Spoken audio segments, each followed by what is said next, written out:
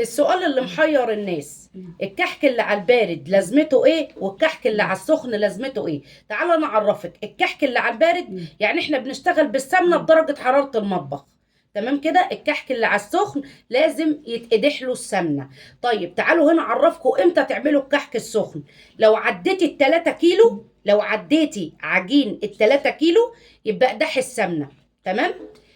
لان لو عملت كميه كبيره من الكحك لازم السمنه تكون مقدوحه عشان الكحك يعيش معاكي فتره اطول.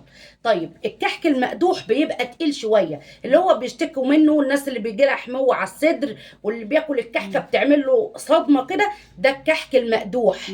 تمام كده. الكحك المقدوح اللي لازم نقدح السمنه في الكميات الكبيره، تمام. ده بالنسبه للكحك المقدوح. الكحك اللي على البارد بنعمل لو هنعمل كيلو 2 3 نقدر نعمله على البارد. وحلاوه الكحك اللي على البارد اللي بنستخدم السمنه زي ما هي بدرجه حراره المطبخ زي ما انتم شايفينها كده بالشكل ده. طيب السمنه دي الكحكه بتبقى خفيفه، ما بتعملش حموه على الصدر، ما بتتعبش.